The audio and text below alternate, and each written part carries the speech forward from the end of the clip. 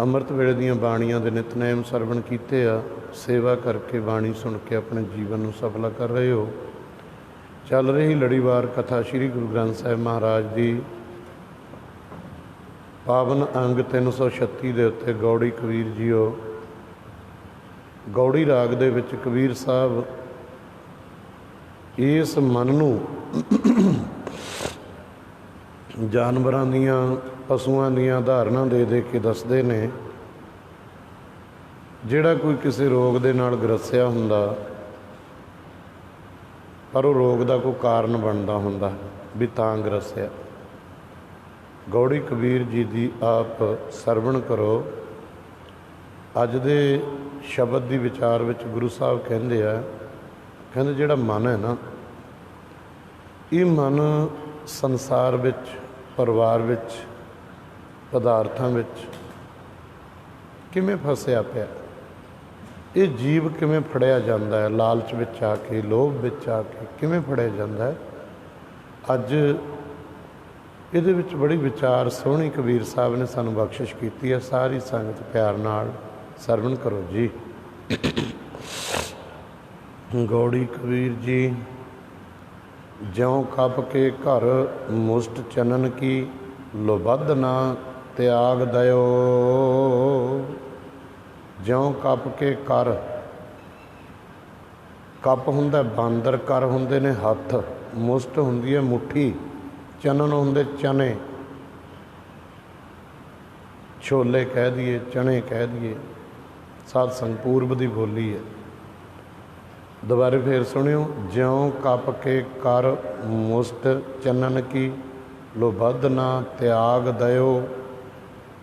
ਕਹਿੰਦੇ ਜਦੋਂ ਬਾਂਦਰ ਵਾਲਾ ਜਿਹੜਾ ਮਦਾਰੀ ਹੁੰਦਾ ਨਾ, ਕਲੰਦਰ ਹੁੰਦਾ, ਜਦੋਂ ਬਾਂਦਰ ਨੂੰ ਫੜਦਾ ਹੈ, ਗੁਰੂ ਸਾਹਿਬ ਜੀ ਬਚਨ ਕਰਦੇ ਆ, ਉਦੋਂ ਬਾਂਦਰ ਨੂੰ ਫੜਨ ਦੀ ਇੱਕ ਜੁਗਤੀ ਹੁੰਦੀ ਹੈ। ਉਂਝ ਤਾਂ ਬਾਂਦਰ ਬਹੁਤ ਚੁਸਤ ਹੁੰਦਾ, ਫੜੇ ਹੀ ਨਹੀਂ ਜਾ ਸਕਦਾ। ਕਿਵੇਂ ਹੁੰਦੀ ਹੈ? ਕੱਲ੍ਹ ਵੀ ਆਇਆ ਸੀ ਬਾਣੀ ਦੇ ਵਿੱਚ, ਇੱਕ ਛੋਟੀ ਜਿਹੀ ਕੁੱਜੀ ਲੈ ਲੈਂਦੇ ਆ, ਲੋਹੇ ਦੀ ਗਾਗਰ ਵਾਂਗੂ, ਜਿਵੇਂ ਗੜਵੀ ਹੁੰਦੀ ਆ, ਉਹਨੂੰ ਥੱਲੇ ਧਰਤੀ ਦੇ ਵਿੱਚ ਦੱਬ ਕੇ ਨਾ, ਧਰਤੀ ਦੇ ਵਿੱਚ ਦੱਬ ਕੇ, ਉਹਦਾ ਮੂੰਹ ਛੋਟਾ ਹੁੰਦਾ ਹੈ ਅਤੇ ਉਹਦੇ ਵਿੱਚ ਛੋਲੇ ਪਾ ਦਿੰਦੇ ਆ। ਛੋਲੇ ਪਾਉਂਦੇ ਆ, ਜਦੋਂ ਬਾਂਦਰ ਆ ਕੇ ਉਹ ਛੋਲਿਆਂ ਦੀ ਮੁੱਠੀ ਭਰ ਲੈਂਦਾ ਨਾ, ਮੁੱਠੀ ਭਰ ਲੈਂਦਾ। ਹੁਣ ਛੋਲੇ ਜੇ ਮੁੱਠੀ ਛੱਡੂ ਤਾਂ ਹੱਥ ਬਾਹਰ ਨਿਕਲੂਗਾ, ਮੁੱਠੀ ਸਮੇਤ ਹੱਥ ਬਾਹਰ ਨਹੀਂ ਨਿਕਲਦਾ। ਲਾਲਚ ਦੇ ਵਿੱਚ ਆ ਕੇ ਕਹਿੰਦੇ ਬਾਂਦਰ ਫੜਿਆ ਗਿਆ। ਦੁਬਾਰੇ ਫੇਰ, ਜਿਉਂ ਕੱਪ ਕੇ ਕਰ, ਜਿਵੇਂ ਬਾਂਦਰ ਦੇ ਹੱਥ ਵਿੱਚ ਮੁਸ਼ਟ ਚਨਨ ਕੀ, ਇੱਕ ਮੁੱਠੀ ਚਨਿਆਂ ਦੀ ਹੈ। ਲੋਬੱਧ ਨਾ ਤਿਆਗ ਦਿਓ, ਕਹਿੰਦੇ ਲੋਭ ਦੇ ਵਿੱਚ ਆ ਕੇ ਉਹ ਛੱਡਦਾ ਨਹੀਂ। ਅਤੇ ਫਿਰ ਉਹ ਸਾਧ ਸੰਗ ਫਿਰ ਕੀ ਹੁੰਦਾ ਹੈ, ਉਹਨੂੰ ਕਲੰਦਰ ਆ ਕੇ ਫੜ ਲੈਂਦਾ ਹੈ, ਫਿਰ ਉਹਦਾ ਗੁਲਾਮ ਹੋਇਆ ਨੱਚਦਾ ਲੋਕਾਂ ਦੇ ਘਰਾਂ 'ਚ ਆ ਕੇ। ਇਸੇ ਤਰ੍ਹਾਂ ਜਿਹੜਾ ਸਾਡਾ ਮਨ ਹੈ ਨਾ, ਇਹ ਮਨ ਸਾਡਾ ਕਾਮ ਨੇ, ਕ੍ਰੋਧ ਨੇ, ਕੁਟੰਬ ਨੇ, ਪਦਾਰਥਾਂ ਨੇ, ਮਾਇਆ ਨੇ, ਹਰ ਇੱਕ ਲਾਲਚ ਨੇ ਸਾਡਾ ਮਨ ਇਉਂ ਫੜ ਰੱਖਿਆ। ਸਾਧ ਸੰਗਤ ਇਉਂ ਮਨ ਸਾਡਾ ਫੜ ਰੱਖਿਆ। ਹੁਣ ਮਹਾਰਾਜ ਕਹਿੰਦੇ ਜੀਵ ਜਿਹੜੇ ਤੂੰ ਕਰਮ ਕਰਦਾ ਉਹ ਬਾਂਦਰ ਦੀ ਤਰ੍ਹਾਂ, ਜੋ ਜੋ ਕਰਮ ਕੀਏ ਲਾਲਚ ਸਿਉ, ਤੇ ਫਿਰ ਗ੍ਰਹਿ ਪਰਿਓ। ਜਿਹੜੇ ਜਿਹੜੇ ਕਰਮ ਤੂੰ ਲਾਲਚ ਲੱਗ ਕੇ ਕਰਦਾ ਹੈ ਨਾ, ਹਰ ਪ੍ਰਕਾਰ ਦੇ, ਉਹ ਬਾਂਦਰ ਦੀ ਤਰ੍ਹਾਂ ਹੈ। ਸਾਧ ਸੰਗਤ ਬਾਂਦਰ ਨੇ ਵੀ ਲਾਲਚ ਵਿੱਚ ਆ ਕੇ ਉਹ ਕੁੱਜੀ ਦੇ ਵਿੱਚ ਹੱਥ ਪਾਇਆ, ਮੁੜ ਕੇ ਨਿਕਲਿਆ ਨਹੀਂ, ਕਲੰਦਰ ਨੇ ਫੜ ਲਿਆ। ਮਨਾ, ਤੂੰ ਵੀ ਲਾਲਚ ਦੇ ਵਿੱਚ ਦੀਨ ਤੂੰ ਛੱਡ ਦਿੰਦਾ, ਧਰਮ ਤੂੰ ਛੱਡ ਦਿੰਦਾ, ਉੱਚਾ ਨੀਵਾਂ, ਆਪਣਾ ਪਰਾਇਆ ਸਭ ਸਾਧ ਸੰਗ ਜੋ ਛੱਡ ਦਿੰਦਾ। ਜਿਹੜੇ ਤੂੰ ਕਰਮ ਕਰਦਾ ਨਾ, ਸ਼ਾਇਦ ਤੇਰੇ ਕਰਮ ਉਹ ਆਮ ਲੋਕਾਂ ਨੂੰ ਨਾ ਪਤਾ ਲੱਗਦਾ ਹੋਵੇ। ਹੁਣ ਮੇਰੇ ਮਨ ਦਾ ਤੁਹਾਨੂੰ ਕੀ ਪਤਾ ਕਿ ਇਹਦੇ ਮਨ ਦੇ ਵਿੱਚ ਹੈ। ਜਿਹੜਾ ਅੰਤਰਜਾਮੀ ਹੈ ਨਾ, ਕੋਈ ਮਹਾਂਪੁਰਖ ਹੁੰਦਾ ਹੈ, ਬੰਦਗੀ ਕਰਨ ਵਾਲਾ ਮਹਾਂਪੁਰਖ, ਉਹਦੇ ਚਿਹਰੇ ਤੋਂ ਪੜ੍ਹ ਲੈਂਦਾ ਸਾਧ ਸੰਗਤ ਵੀ ਇਹਦੇ ਅੰਦਰ ਆਹ ਹੈ ਔਰ ਆਹ ਕਹਿਣਾ ਚਾਹੁੰਦਾ। ਜਿਹੜਾ ਗੁਰੂ ਹੈ ਇਹ ਸਾਰਿਆਂ ਦੀ ਜਾਣਨ ਵਾਲਾ, ਇਹਨੂੰ ਤਾਂ ਹੀ ਅੰਤਰਜਾਮੀ ਕਹਿੰਦੇ ਨੇ। ਗੁਰੂ ਸਾਡੇ ਮਨ ਦੀਆਂ ਗੱਲਾਂ ਜਾਣਦਾ। ਮਨ ਮੂੰਹ ਤੋਂ ਅਸੀਂ ਜਿੰਨਾ ਮਰਜ਼ੀ ਝੂਠ ਬੋਲੀ ਜਾਈਏ, ਪਰ ਗੁਰੂ ਕਹਿੰਦਾ ਜਿਹੜੇ ਤੂੰ ਮਨ ਕਰਕੇ ਕਰਮ ਕਰਦਾ ਨਾ, ਇਹ ਅੰਤਰਜਾਮੀ ਸਭ ਕੁਛ ਜਾਣਾ ਹੈ, ਤਾਂ ਕਿਸ ਪੈ ਆਖ ਸੁਣਾਈਏ। ਸੋ ਇਸ ਕਰਕੇ ਮਹਾਰਾਜ ਕਹਿੰਦੇ ਨੇ ਫਿਰ ਇਹ ਕਰਮ ਕਰ ਕਰਕੇ ਫਿਰ ਗ੍ਰਹਿ ਭਰਿਓ, ਗਲ ਦੇ ਵਿੱਚ ਫਾਹੀ ਪੈਂਦੀ ਹੈ। ਆਪੀ ਨੇ ਭੋਗ ਭੋਗ ਕੇ ਹੋਏ ਭਸਮੜ ਭੌਰ ਸਧਾਇਆ, ਵੱਡਾ ਹੋਆ ਦੁਨੀਦਾਰ ਗਲ ਸੰਗਲ ਘੱਤ ਚਲਾਇਆ। ਗਲਾਂ ਦੀ ਮਾਲਾ ਗਲ ਸੰਗਲ ਘੱਤ ਚਲਾਇਆ। ਜਦੋਂ ਲੈ ਕੇ ਗਏ ਅੱਗੇ ਕਰਨੀ ਕੀਰਤ ਬਾਚੀ ਹੈ। ਤੇਰੇ ਜੋ ਕਰਮ ਸਰੀਰ ਕਰਕੇ, ਜੋ ਤੇਰੇ ਕਰਮ ਮਨ ਕਰਕੇ, ਜੋ ਤੇਰੇ ਜਵਾਨ ਕਰਕੇ ਕੀਤੇ ਹੋਏ ਨਾ, ਉਹ ਸਾਰੇ ਕਰਮਾਂ ਦਾ ਨਿਰਣਾ ਪਰਮੇਸ਼ਰ ਨੇ ਕਰਨਾ ਵਾ। ਜੋ ਜੋ ਕਰਮ ਕੀਏ ਲਾਲਚ ਸਿਉ ਤੇ ਫਿਰ ਗ੍ਰਹਿ ਭਰਿਓ। ਜਿਹੜੇ ਲਾਲਚ ਦੇ ਕਰਮ ਸੀ, ਬੇੜੀਆਂ ਬਣ ਕੇ, ਰੱਸੇ ਬਣ ਕੇ, ਸੰਗਲ ਬਣ ਕੇ ਤੇਰੇ ਗਲ ਵਿੱਚ ਪੈ ਗਏ। ਇੱਕ ਸਾਡੇ ਪਿੰਡਾਂ ਵਿੱਚ ਉਦਾਹਰਨ ਅਸੀਂ ਬੋਲੀ ਬੋਲਦੇ ਹੁੰਦੇ ਹਾਂ ਕਿ ਤੂੰ ਟੋਏ ਕਾਹਦੇ ਵਾਸਤੇ, ਕਿਹਦੇ ਵਾਸਤੇ ਪੜ੍ਹਦਾ ਹੈ? ਕਿਸੇ ਸਿਆਣੇ ਨੇ ਕਿਹਾ ਆਪਣੇ ਵਾਸਤੇ ਪੜ੍ਹਦਾ, ਆਪ ਹੀ ਡਿੱਗਦਾ। ਜੋ ਅਸੀਂ ਮਾੜਾ ਕਰਮ ਲਾਲਚ ਵਿੱਚ ਆ ਕੇ ਕਰਦੇ ਹਾਂ, ਕਿਹਦੇ ਵਾਸਤੇ ਕਰਦੇ ਹਾਂ? ਆਪਣੇ ਵਾਸਤੇ ਕਰਦੇ ਹਾਂ। ਉਹਨੂੰ ਕੋਈ ਹੋਰ ਨਹੀਂ ਉਹਦਾ ਭਾਗੀ ਬਣਦਾ, ਤੂੰ ਹੀ ਭਾਗੀ ਬਣੇਗਾ ਬੰਦਿਆ। ਭਗਤ ਬਿਨ ਬਿਰਥੇ ਜਨਮ ਗਵਾਇਓ। ਕਹਿੰਦੇ ਭਾਈ ਨਿਰੰਕਾਰ ਦੀ ਭਗਤੀ ਤੋਂ ਬਿਨਾਂ ਜਨਮ ਬਿਰਥਾ ਜਾਤ ਰੰਗ ਮਾਇਆ ਕੇ ਬੀਤ ਗਿਆ, ਬਿਰਥਾ ਜਨਮ ਗਿਆ। ਐਵੇਂ ਤੇਰਾ ਇਹਨਾਂ ਕੰਮਾਂ 'ਚ ਹੀ ਲੰਘ ਗਈ ਸਾਰੀ ਜੋ ਉਮਰ। ਸਾਧ ਸੰਗਤ ਭਗਵਾਨ ਭਜਨ ਬਿਨ ਕਹੀ ਨਾ ਸਾਚ ਰਹਿਓ। ਜਿੱਥੇ ਜਿੱਥੇ ਤੂੰ ਬਹਿੰਦਾ ਉੱਠਦਾ ਨਾ, ਜਿਹੜੀ ਜਿਹੜੀ ਸੁਸਾਇਟੀ ਵਿੱਚ ਤੂੰ ਘਰਾਂ ਵਿੱਚ ਬਹਿਨਾ ਹੈ, ਪਿੰਡਾਂ ਵਿੱਚ ਬਹਿਨਾ ਹੈ, ਸ਼ਹਿਰਾਂ ਵਿੱਚ, ਖੁੰਡਾਂ ਚੌਂਕੜੀਆਂ, ਕਿਸੇ ਸੁਸਾਇਟੀਆਂ ਵਿੱਚ, ਕਿਸੇ ਫੰਕਸ਼ਨਾਂ ਵਿੱਚ, ਕਿਸੇ ਸਾਧ ਸੰਗਤ ਜੋ ਲੱਚਰ ਪ੍ਰੋਗਰਾਮਾਂ ਦੇ ਵਿੱਚ, ਕਿਤੇ ਕਲੱਬਾਂ, ਕਿਤੇ ਵੀ ਬਹਿਣਾ। ਪਰ ਜਿੱਥੇ ਤੈਨੂੰ ਸਤਸੰਗ ਨਹੀਂ ਨਾ ਮਿਲਦੀ, ਰੱਬ ਦਾ ਨਾਮ ਨਹੀਂ ਮਿਲਦਾ, ਉੱਥੇ ਤੇਰਾ ਜਨਮ ਜਿਹੜਾ ਬਿਰਥਾ ਜਾਂਦਾ ਹੈ। ਸਾਧ ਸੰਗਤ ਭਗਵਾਨ ਭਜਨ ਬਿਨ। ਸਤ ਸੰਗਤ ਵਿੱਚ ਜਾ ਕੇ ਜਿਵੇਂ ਤੁਸੀਂ ਇੱਥੇ ਆਏ ਹੋ ਨਾ, ਇੱਥੇ ਭਗਵਾਨ ਦਾ ਭਜਨ ਹੀ ਹੋਣਾ, ਇੱਥੇ ਹੋਰ ਨਹੀਂ ਕੋਈ ਗੱਲ ਹੋਣੀ। ਅਸੀਂ ਗੁਰੂ ਦੀ ਹਜ਼ੂਰੀ ਵਿੱਚ ਸੋਚ ਵੀ ਨਹੀਂ ਸਕਦੇ ਹੋਰ ਗੱਲ ਕੋਈ ਰੱਬ ਦੇ ਨਾਮ ਤੋਂ ਬਿਨਾਂ।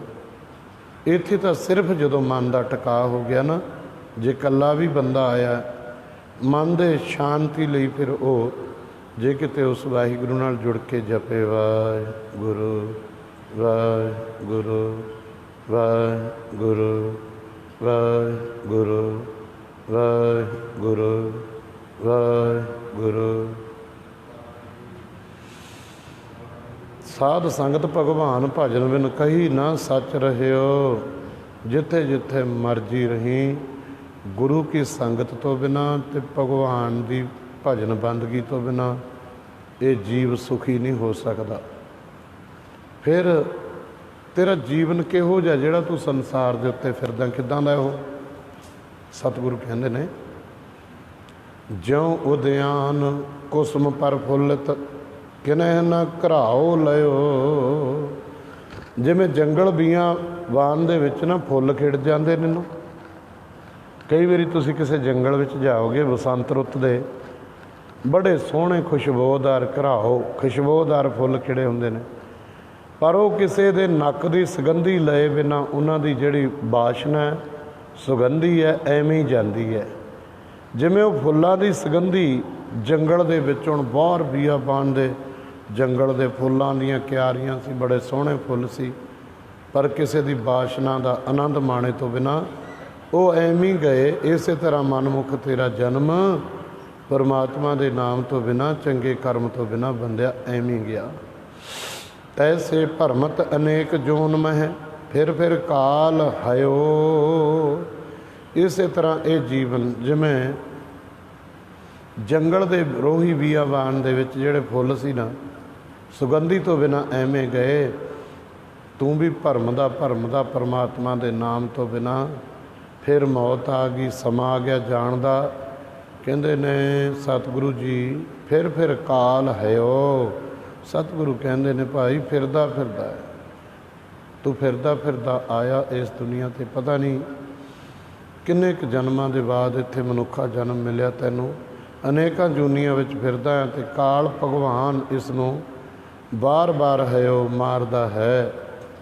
ਯਾ ਧਨ ਜੋਬਨ ਅਰ ਸੁਤਦਾਰਾ ਪੇਖਨ ਕੋ ਜੋ ਦਇਓ। ਤੂੰ ਕੀ ਦੇਖਦਾ?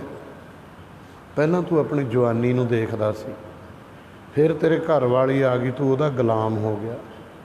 फिर तेरे कोले ਜਿਹੜੇ 4 टके ਸੀਗੇ, कोई पैसा होवे, ਜ਼ਮੀਨ ਹੋਵੇ, ਇੰਡਸਟਰੀ ਹੋਵੇ, ਜੋ ਵੀ ਕੁਝ ਹੋਵੇ, ਤੂੰ ਉਹਦਾ ਗੁਲਾਮ ਰਿਹਾ। ਸਤਿਗੁਰੂ ਕਹਿੰਦੇ ਨੇ ਫਿਰ ਤੂੰ ਉਹਦਾ ਗੁਲਾਮ ਬਣ ਗਿਆ।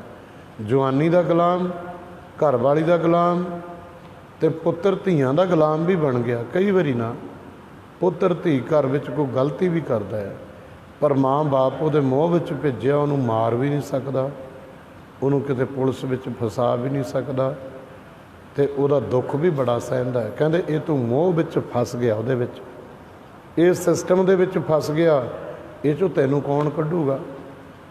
ਕੋਈ ਰੱਬ ਦੇ ਪਿਆਰੇ, ਕੋਈ ਸਾਧੂ ਸੰਤ ਕੱਢਣਗੇ, ਮਹਾਂਪੁਰਸ਼ ਕੱਢਣਗੇ, ਰੱਬ ਦੇ ਪਿਆਰੇ। ਇਹ ਨਹੀਂ ਕਿ ਪਰਿਵਾਰ ਛੱਡ ਦੇਣਾ, ਪੁੱਤਰ ਧੀਆਂ ਛੱਡ ਦੇਣੀਆਂ ਨੇ। ਉਹਨਾਂ ਵਿੱਚ ਰਹਿੰਦਿਆਂ ਹੋਇਆਂ ਹੀ ਆਪਣੀ ਸੁਰਤ ਨੂੰ ਉੱਚਾ ਰੱਖਣਾ ਹੈ। ਸਤਿਗੁਰੂ ਕਹਿੰਦੇ ਨੇ ਜੈਸੇ ਜਲ ਮੈਂ ਕਮਲ ਨਰਾਲਮ ਮੁਰਗਾਈ ਨੇ ਸਾਣੇ, ਸੁਰਤ ਸ਼ਬਦ ਭਵ ਸਾਗਰ ਤਰੀਏ ਨਾਨਕ ਨਾਮ ਬਖਾਣੇ। ਜਿਵੇਂ ਮੁਗਰਾਬੀ ਪਾਣੀ ਵਿੱਚ ਰਹਿੰਦੀ ਹੋਈ ਪਰ ਆਪਣੇ ਖੰਭਾਂ ਨੂੰ ਨਹੀਂ ਭੇਜਣ ਦਿੰਦੀ, ਪਾਣੀ ਤੋਂ ਉੱਪਰ ਰਹਿੰਦੀ ਹੈ। ਤੂੰ ਕੁਟੰਬ ਵਿੱਚ, ਸੰਸਾਰ ਵਿੱਚ, ਦੁਨੀਆ ਵਿੱਚ, ਆਪਣੇ ਪਰਿਵਾਰ ਵਿੱਚ, ਤੂੰ ਹਰ ਝਮੇਲੇ ਵਿੱਚ ਰਹਿੰਦਾ ਹੋਇਆ ਤੇਰੀ ਦਿੱਖ ਵੱਖਰੀ ਹੋਵੇ। ਜੇ ਤੇਰੀਆਂ ਆਦਤਾਂ ਵੀ ਉਹਨਾਂ ਲੋਕਾਂ ਤੋਂ ਵੀ ਭੈੜੀਆਂ ਬਣ ਗਈਆਂ, ਫਿਰ ਕੀ ਫਾਇਦਾ ਹੋਇਆ? ਫਿਰ ਤਾਂ ਮਹਾਰਾਜ ਕਹਿੰਦੇ ਇਹ ਧਨ ਜੋਬਨ ਅਰ ਸੁਤਦਾਰਾ ਪੇਖਣ ਕੋ ਜੋ ਦਇਓ। ਕਹਿੰਦੇ ਇਹਨਾਂ ਦੇ ਵਿੱਚ ਤੂੰ ਵੇਖਦਾ ਨਾ ਸਾਧ ਸੰਗਤ ਜੋ, ਔਰ ਬਾਜੀਗਰ ਦਾ ਖੇਡ ਹੈ।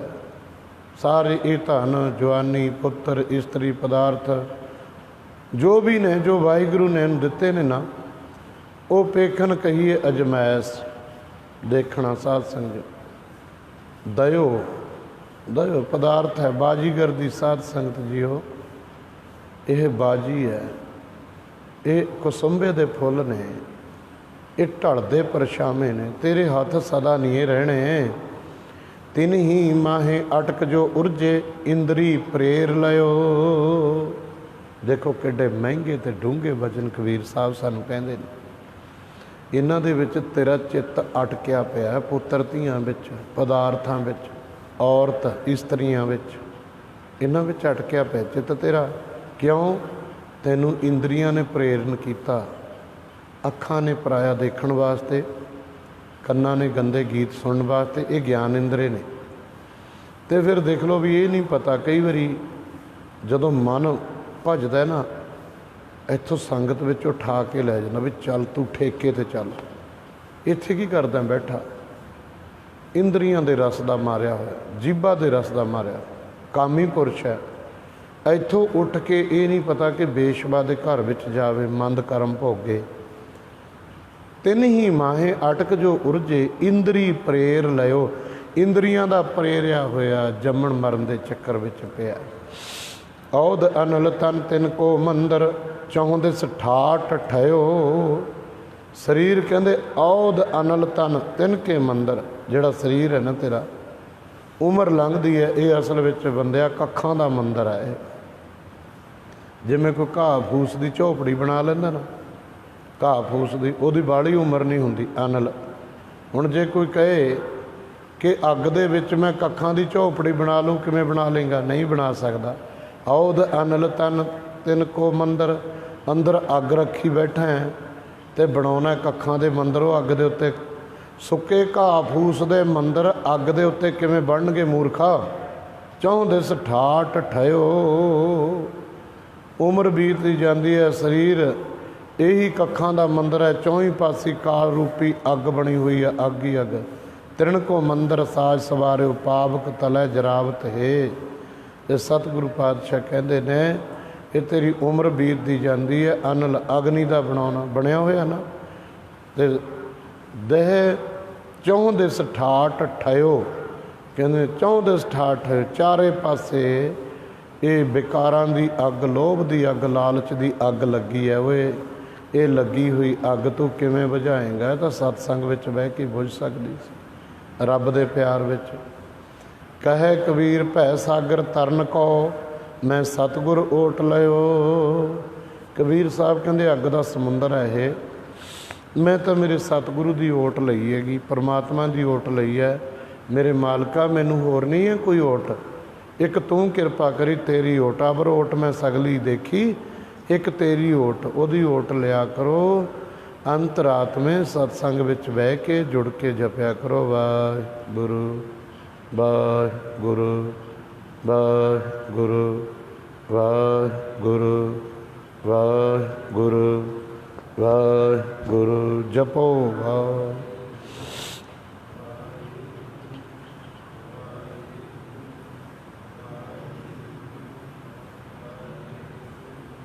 वाहिगुरू। इउं भाई परमात्मा का आसरा लेना। गौड़ी अगे गौड़ी दे विच शब्द कहते ने कबीर साहब, कोई हंकारी पुरुष है वो हंकारी नूं उपदेश देना करते हैं। पानी मैला माटी गोरी, पानी मैला, जिस बूंद तो तेरी उत्पत्ति हुई बड़ा गंदा मैला सास। माटी गोरी, माता दी रक्त, माँ की रक्त पिता बिंद धारा, माँ की रक्त माँ का खून लाल सी। इस माटी की पुत्री जोरी, पिता दे बिंद तो माँ दे खून तो। सतगुरु कहते ने यदि माँ की रक्त पिता बिंद धारा, मूर्त सूरत कर अपारा। वाहिगुरु ने साध संगजियो कैसी मिट्टी की पूतली जोड़ दी है। मैं नाही कछ आहे न मोरा, सच्चे पातशाह मैं तो एक एडे गंदे सिस्टम दे विचों पैदा होया, गंद चों निकलिया। ना ही मेरी कोई चीज़ है, ना ही मेरी कोई होंद है, ना ही मैं शख्सियत है कोई। तन धन सब रस गोबिंद तोरा। महाराज जी शरीर भी दौलत भी सारिया रसां दा स्वाद सब आप दा दिता है। मैं नहीं कुछ कर सकता, मेरे मालका उहदे चरनां च डिग पिया करो कि मैं तो कुछ भी नहीं कर सकता, मेरे ते रहमत कर, कृपा कर। रहाओ विश्राम दे के कहंदे ने, इस माटी मैं पवन समाया। ये मिट्टी रूप देही, आ मिट्टी दे घड़े दे विच ना पवन समाया। किहड़ा पवन? सुआसां दी हवा चल रही है, फिर बोल रहा है। कबीर साहब कहंदे ने सुआसां दी हवा चलती है ना, जिद्दे ये हवा बंद होगी ये मिट्टी उहदी डिग पऊगी। कोई कीमत है दी? फिर कोई भी कीमत नहीं है। इस माटी में पवन समाया, सुआस चलते ने इस मिट्टी दे विच, झूठा परपंच जोर चलाया। हुणे मिट्टी दे घड़े विच, आ मिट्टी दे भांडे विच शरीर च ना सुआस पाते, हवा पाती, वो चली जाती आ। दे चलदी हवा यह किड्डा संसार ते पसारा रचदा है। मैं आ कर ला, मैं वो बना दा, मैं इधर भज ला, मैं उधर भज ला। हाय हाय ओ पापिया, तैनू ये दिता तो सिस्टम शरीर बना के रब ने नाम जपाउण वास्ते। महाराज कहते झूठे प्रपंच दे विच, बलां छलां दे विच, संसार विच तू अपना हुक्म चलाउण लग गया। किन्हू लाख पांच की जोरी, कहते किसी ने हिम्मत करके 5 लाख जोड़ लिया, किसी ने हिम्मत करके 10 लाख जोड़ लिया, किसी ने 2 किले बना ले, 4 किले, अपना अपना जोर सारिया ने ला लिया। बनाए काहदे नाल? शरीर की हिम्मत नाल। ते फिर अंत दे समय की होया? जिहड़ा सारा कुछ ये शरीर ने बनाया सी, अंत की बार गगरिया फोरी। कहंदे आ गागर भन चलिया, फुट गई गागर अंत नूं तेरी है। तेरी गागर फुट गई अंत नूं, माड़े काम कर करके। ते क्योंकि बहुता पैसा जिहड़ा माड़े कर्मां बिना इकट्ठा नहीं हुंदा, पाप बिना। पापां बाझों होवे ना ही, मोया साथ ना जाई। किन्हू लाख पांच की जोरी, कोई कहना मैं 5 लाख जोड़ लिया, 10 लाख जोड़ लिया। अंत की बार गगरिया फोरी। आ अंत दे समय मनुखा देह दा तू हंकार करदा है, ये देही नाश हो जाण वाली है। किसी ने लख दे टांके, किसी ने कुछ जोड़िया, पर टुटी हुई गागर जोड़ तां लई, अखीर नूं ये गागर छेती टुट जाऊगी। बड़ियां बड़ियां दुआवां करदा। इस करके 5 तत्तां दा शरीर है। कहे कबीर एक नीव उसारी। कबीर साहब कहते हंकारी पुरुष ने जिहड़ी ये देह रूपी शरीर रूपी नीव उसारी है, खिन मह बिन सजाए अहंकारी। हंकारिया इहदा तां पता ही नहीं लगना कदों छोटे जे टणके नाल ही चल जूए, छोटे जे टणके नाल। सतगुरु पता की कहते कहाँ विसासा इस भांडे का इतना को लागे ठणका। ਇਹਦਾ ਹੰਕਾਰ ਕਰਦਾ। ਕਈ ਵਾਰੀ ਗਰੀਬ ਨੂੰ ਨਾ ਬੰਦਾ ਆਪ ਤੋਂ ਮਾੜੇ ਨੂੰ ਕਿੱਡੇ ਕਿੱਡੇ ਉੱਚੇ ਬੋਲ ਬੋਲ ਜਾਂਦਾ, ਉਹਦਾ ਦਿਲ ਦੁਖੀ ਕਰਦਾ ਗਰੀਬ ਦਾ। ਉਹਨੂੰ ਅਪ ਸ਼ਬਦ, ਜਾਤੀ ਦੇ ਸ਼ਬਦ, ਆਪਣਾ ਜ਼ੋਰ, ਆਪਣੇ ਪੈਸੇ ਦਾ ਜ਼ੋਰ, ਆਪਣੀ ਧੌਂਸ ਜਮਾਉਂਦਾ। ਸਾਈਂ ਕਹਿੰਦੇ ਜਿੱਦੇ ਗਾਗਰ ਫੁੱਟ ਗਈ ਜਾਂ ਤਾਂ ਉੱਦੇ ਜਮਾ ਕੇ ਦਿਖਾਈ। ਕਿਨਹੂ ਲਾਖ ਪਾਂਚ ਕੀ ਜੋਰੀ ਅੰਤ ਕੀ ਵਾਰ ਗਗਰੀਆਂ ਫੋਰੀ। ਕਹੇ ਕਬੀਰ ਇੱਕ ਨੀਵ ਸਾਰੀ, ਜਿਹੜੀ ਤੂੰ ਦੇਹ ਰੂਪੀ ਪਦਾਰਥਾਂ ਦੀ ਨੀਵ ਸਾਰੀ ਹੈ। ਖਿਨ ਮਹਿ ਬਿਨ ਸਜਾਏ ਅਹੰਕਾਰੀ। ਇਹ ਹੰਕਾਰੀਆ, ਇਹਨੇ ਇੱਕ ਖਿਨ ਦੇ ਵਿੱਚ ਬਿਨ ਸਜਾਣਾ, ਨਾਸ ਹੋ ਜਾਣਾ ਇਹਨੇ। ਸਾਧ ਸੰਗਤ ਇੱਕ ਖਿਨ ਦੇ ਵਿੱਚ ਨਾਸ ਹੋ ਜਾਣਾ। ਹੰਕਾਰ ਨਾ ਕਰ ਇਹਦਾ, ਕਿਉਂਕਿ ਮਹਾਰਾਜ ਕਹਿੰਦੇ ਨੇ ਆ ਦੇਹੀ ਦਾ ਜਿਹਦਾ ਹੰਕਾਰ, ਇਹ ਤਾਂ ਜਲ ਕੀ ਪੀਤ ਪਵਨ ਕਾ ਥੰਭਾ ਰਕਤ ਬੂੰਦ ਕਾ ਗਾਰਾ। ਹਾੜ ਮਾਸ ਨਾੜੀ ਕੋ ਪਿੰਜਰ ਪੰਖੀ ਵਸੈ ਵਿਚਾਰਾ। प्राणी क्या मेरा क्या तेरा जैसे तरवर पंख बसेरा। इतना कहाँ विसासा इस भांडे का इतना को लागा ठणका। ये मन उडन पखेरू मन का साध संग जियो। पंछी ने उड़ जाना है, आ पिंजर दे विचों चलिया जाना है। रब का नाम जपिया करो, बंदगी करया करो प्रेम नाल ना। अपने घरां विच साध संग जियो नाम भी जपना, ते जिस तरह सिमरन करन वेले, बंदगी करन वेले कहे कबीर एक नीव सारी। खिन मैं बिन सजाए अहंकारी। उदों संगत दे विच आया करे। भांडे ने फुट जाना ने, नास हो जाना। ये भांडा तो एको चीज़ वास्ते मिलिया तैनूं, मन टका के रोज़ क्या कर वाहिगुरू वाहिगुरू जपो वाहिगुरू।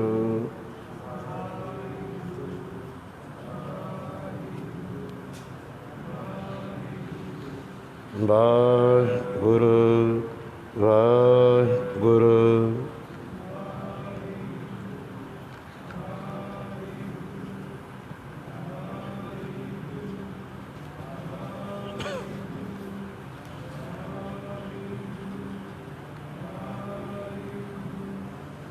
वाहिगुरू। इउं ਸਮਾਂ ਕੱਢ ਕੇ ਪਰਮਾਤਮਾ ਦੇ ਨਾਮ ਵਿੱਚ ਜੁੜਿਆ ਕਰੋ। ਸਾਰੇ ਸੌਖੇ ਹੋ ਜਾਓਗੇ। ਹਰ ਕਾਰਜ ਵਾਹਿਗੁਰੂ ਬੜਾ ਸੌਖਾ ਕਰੇਗਾ ਤੁਹਾਡਾ, ਜੇ ਤੁਸੀਂ ਪਰਮਾਤਮਾ ਦੇ ਨਾਮ ਵਿੱਚ ਜੁੜੋ। ਜਿੰਨੇ ਕੁ ਸਤਸੰਗੀ ਆਏ, ਤੁਹਾਡਾ ਸਾਰਿਆਂ ਦਾ ਬਹੁਤ ਬਹੁਤ ਧੰਨਵਾਦ ਹੈ ਭਾਈ। ਤੁਸੀਂ ਬੈਠ ਕੇ ਰੱਬ ਦੇ ਪਿਆਰ ਵਿੱਚ ਨਾਮ ਸਿਮਰਨ ਸੇਵਾ ਪ੍ਰੇਮਾ ਭਗਤੀ ਬੰਦਗੀ ਸਰਵਣ ਕੀਤਾ ਨਾ, ਆਪਣੇ ਸਮੇਂ ਨੂੰ ਸਫਲਾ ਕੀਤਾ। ਰੋਜ਼ ਬੇਨਤੀ ਕਰਦਾ, ਗੁਰੂ ਘਰ ਸੇਵਾ ਚੱਲ ਰਹੀ ਹੈ, ਮਿਸਤਰੀ ਲੱਗੇ ਆ, ਉਹ ਹਾਲ ਦੀਆਂ ਨਿਉਆਂ ਨੂਆਂ ਪੁੱਟਦੇ ਆ ਭਾਈ। ਰੋੜੀ ਕੁੱਟਣੀ, ਇੱਟਾਂ ਉੱਟਾਂ ਸਵਾਰਨੀਆਂ, ਬਹੁਤ ਸੇਵਾ ਹੈ। ਪਰ ਆਪ ਕਿਰਪਾ ਕਰਿਆ ਕਰੋ, ਇਹਦੇ ਲਈ ਟਾਈਮ ਕੱਢਿਆ ਕਰੋ, ਟਾਈਮ ਕੱਢਿਆ ਕਰੋ ਇਸ ਸੇਵਾ ਲਈ। ਨਹੀਂ ਫਿਰ ਸਾਨੂੰ ਪਤਾ ਹੈ ਵੀ ਉਹ ਟਾਈਮ ਤਾਂ ਕਢਾਉਣ ਜਾਣਦਾ ਨਾ, ਫਿਰ ਉਹ ਹੋਰ ਪਾਸੇ ਟਾਈਮ ਕਢਾ ਲੈਂਦਾ। ਆ ਜਾ, ਨਾਲੇ ਤਾਂ ਉੱਥੇ ਪੈਸੇ ਲਾਉਣਾ, ਇਹਨਾਂ ਨੇ ਦੁਖੀ ਹੋਣਾ, ਨਾਲੇ ਬਦਨਾਮੀਆਂ ਹੁੰਦੀਆਂ ਨੇ। ਇਸ ਕਰਕੇ ਰੱਬ ਦੇ ਪਾਸੇ ਭਾਈ ਸਾਨੂੰ ਲੱਗਣਾ ਚਾਹੀਦਾ। ਸੀਮੈਂਟ ਦੀ ਅਤੇ ਸਰੀਏ ਦੀ ਸੇਵਾ ਕੋਈ ਜਿਹੜੇ ਭਾਈ ਰੱਬ ਦੇ ਪਿਆਰ ਵਾਲੇ ਸੇਵਕ ਜਨ, ਗੁਰਮੁਖ ਜਨ ਸੇਵਾਦਾਰ ਕਰਨੀ ਚਾਹੁੰਦੇ ਆ, ਉਹ ਸੀਮੈਂਟ ਦੀ ਸਰੀਏ ਦੀ ਸੇਵਾ ਕਰ ਸਕਦੇ ਆ। ਲੋੜ ਹੈ, ਹੁਣ ਲੋੜ ਹੈ ਸਾਧ ਸੰਗਤ ਜੀਓ, ਕਿਉਂਕਿ ਇਹ ਵਰਤਣਾ ਕਿਹਨੇ ਆ? ਇਹ ਵਰਤਣਾ ਸੰਗਤ ਨੇ, ਨਗਰ ਨੇ, ਕਿਸੇ ਇੱਕ ਬੰਦੇ ਨੇ ਨਹੀਂ ਵਰਤਣਾ। ਅਤੇ ਫਿਰ ਸਾਧ ਸੰਗਤ ਜੀਓ, ਇਹਦਾ ਮਤਲਬ ਅਸੀਂ ਫਿਰ ਨਾ ਸੇਵਾ ਕਰਨ ਕਿਸੇ ਈਰਖਾ 'ਚ ਨਹੀਂ ਆਉਂਦੇ ਜਾਂ ਅਸੀਂ, ਕਿਉਂਕਿ ਮੇਰਾ ਫਰਜ਼ ਬਣਦਾ ਹੈ, ਮੈਂ ਰੋਜ਼ ਕਹਿਣਾ ਹੀ ਕਹਿਣਾ, ਮੈਂ ਕਹੂੰਗਾ, ਚੌਂਕੀਦਾਰ ਆ ਮੈਂ ਇਸ ਘਰ ਦਾ। ਮੈਂ ਪਤਾ ਨਹੀਂ ਕਿੱਥੋਂ ਕਿੱਥੋਂ ਇਹ ਘਰ ਦੇ ਲਈ ਕਿਵੇਂ ਕਿਵੇਂ ਸਾਧ ਸੰਗ ਸਾਰਾ ਪ੍ਰਬੰਧ ਅਰੇਂਜਮੈਂਟ ਕਰਕੇ ਸੇਵਾ ਦਾ ਲੈ ਕੇ ਆਉਣਾ ਬਹੁਤ ਔਖਾ। ਤੁਸੀਂ ਘਰੇ ਬਾਥਰੂਮ ਬਣਾਉਣ ਲੱਗ ਜਾਓ, ਹੁਣ ਜੀਵ ਕਢਾ ਦਿੰਦੇ ਨੇ, ਆ ਪੈਪ ਪੂਪ ਲੱਗਣੇ, ਟੂਟੀਆਂ ਦਾ ਸਮਾਨ ਜਾਂ ਹੋਰ ਬਿਜਲੀ ਦਾ ਸਮਾਨ, ਬਹੁਤ ਔਖਾ ਹੈ। ਇਹ 40x40 ਦਾ ਹਾਲ ਹੈ, ਵਿੱਚ ਇਹਦੇ ਕਮਰਾ ਹੈ। ਤਾਂ ਸਾਧ ਸੰਗਤ ਜੀ ਆਪ ਜ਼ਰੂਰ ਗੁਰੂ ਦੇ ਦਰ ਦੇ ਉੱਤੇ ਸੇਵਕ ਆਇਆ ਕਰੋ। ਆਪਣੇ ਘਰਾਂ 'ਚੋਂ ਇੱਕ ਇੱਕ ਪ੍ਰਾਣੀ ਰੋਜ਼ ਆ ਗਿਆ, ਜੇ 10 ਪ੍ਰਾਣੀ ਵੀ ਰੋਜ਼ ਆਉਣ ਕਿੰਨੀ ਵਧੀਆ ਗੱਲ ਹੈ।